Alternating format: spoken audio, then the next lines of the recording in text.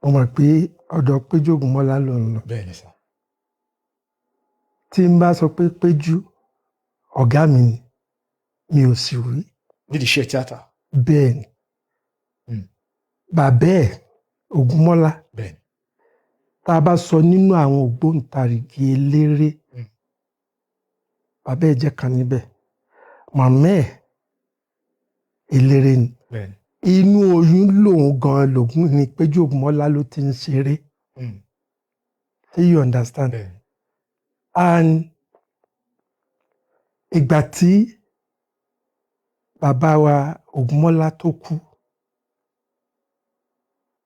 bí eré lèmi àti Péjú Ògúnmọ́lá là ń bára wa ṣe àyàwó mi o kìíní kan nǹkan kọlọ́run tó sọ di òtítọ́ kò fẹ́ ṣe iṣẹ́ tíátà yìí nurse ló fẹ́ ṣe kódà wọ́n tiẹ̀ ti mú ní school of nurse tó wà ní Ìlọrin èmi mo ní kó lọ sí University of Ife kó lọ study theatre act kò dẹ̀ kọ sí mi lẹ́nu ó dẹ̀ gbà bẹ́ẹ̀. So a ti mọwọ́ ara wa láti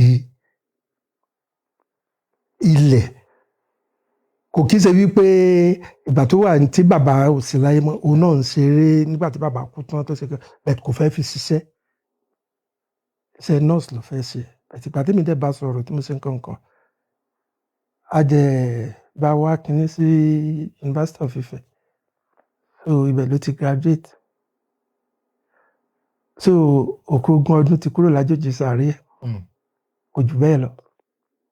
kò jù bẹ́ẹ̀ lọ. kò jù bẹ́ẹ̀ lọ báwo ni mi ò ṣe nímọ̀ wẹ̀ báwo lòun náà ṣe nímọ̀ wà mí.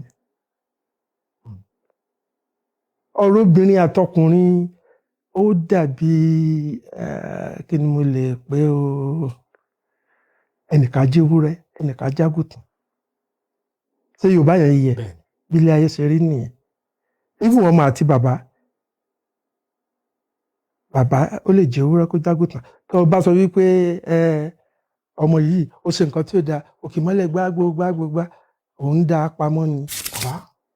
bàbá wo nínú industry a rí pé ọ̀pọ̀lọpọ̀ marriages àgàgà àwọn tó jẹ́ bí eléré orí ìtàgé ọ̀pọ̀lọpọ̀ marriages ni kò hold lọ títí ìsáyédà kó yẹ pé bí kí ìyàwó kó dọ́gbọ́n sọ pé fún àsìkò yìí màá bá tiẹ̀ lọ kéèmí náà màá bá tèmi náà. ǹjẹ́ ní ìtọ̀dọ̀ tí yín ǹjẹ́ ṣé ẹ ti jọ wà papọ̀ kẹ́ sọ pé mo fẹ́ lé kàríà mi lọ ìwọ náà lé kàríà ẹ lọ tí gbogbo nǹkan bá di odidi àtúpadà wá gẹ́gẹ́ bí àwọn. ṣé kò dodidi tẹ́lẹ̀ ni. bàbá mi ìsínbẹ̀ nítorí mo ṣe ń gbèrè.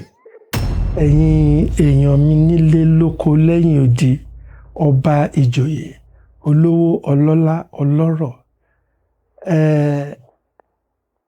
mo fi àsìkò yìí rọ̀ yín kí ẹ bá mi gbọ́ interview yìí torí wípé púpọ̀ nínú nǹkan tí mo sọ nínú ọ̀rọ̀ tí mo sọ pẹ̀lú èmi àti ẹni tá a jọ ń fi ọ̀rọ̀ jomi toro ọ̀rọ̀ mi ò fi bẹ́ẹ̀ sọ sí oníwèé ìròyìn kankan wọn àgbọ́ lẹ́nu mi púpọ̀ ní àwọn àgbọ́ lẹ́nu mi rí ṣùgbọ́n ẹni tí ó wá yọ mí lẹ́nu tó wá bí mi lọ́rọ̀ ó dàbí ẹni pé ó ti wádìí mi délé dóko dé ẹ̀yìn odi ó ti wádìí mi èmi náà wá rí i pé ó jẹ́ ọmọ tó dáa ó kọwọ́ bọ̀ mí lọ́fun èmi náà dẹ̀ pọ̀ tí ọ̀fun mi sílẹ̀ ẹ bá mi tẹ̀lé interview láti ìbẹ̀rẹ̀ títí dé òpin ẹ ṣé Ọlọ́run á máa wà pẹ̀lú yín tí dátà yín bá tán ẹ jẹ́ kí n gbọ́ kẹ́ ẹ sẹ́ǹdì sí mi màá sẹ́ǹdì dátà sí i. orí ìkànnì yìí nìkan lẹ ti lè rí interview wò lórí Fuelright News TV lórí YouTube ẹ wò ẹ comment ẹ jẹ́ ká mọ̀ bó ṣe ń lọ.